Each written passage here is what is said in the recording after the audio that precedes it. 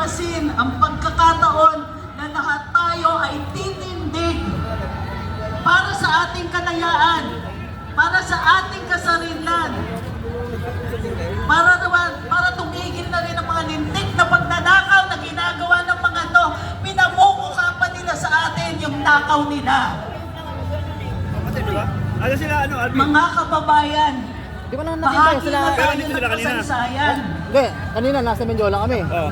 Hindi natin lumabas sa kanilang mga klase ng bukang inuuna ang kinabukasan ng bayan, ng mamamayan, ng ating lipunan. Nandito tayong lahat dahil tumitindig tayo sa kung ano ang tama at hindi tayo nahihiya sa ating mga panawagan. Nagpapasalamat po ako sa inyong lahat na tinanggap nyo ang hamon ng panahon. Alam ko po na binuhusan ko kayong lahat ng kung ano-anong rason kung bakit dapat hindi kayo nandito. Dapat nasa klase kayo. Pero puno-puno ang puso ko ng pagiging proud sa lahat ng mga estudyante nandito. Para sa ating mga kinabukasan, wala pong nakakahiya sa pagtindig sa tama dahil ang mga pimpa natin ay kasaysayan.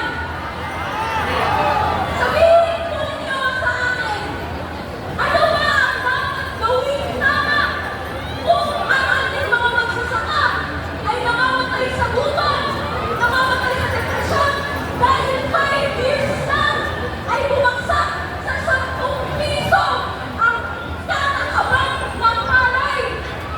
Ano po ang Romeo Bronner, Chief of Staff, Armed Forces of the Philippines, at sa lahat ng mga sundaluhan, General Milencio Nartates Jr., Chief Philippine National Police, at sa lahat ng kapulisan, malinaw na malinaw, nagtatangis ang langit.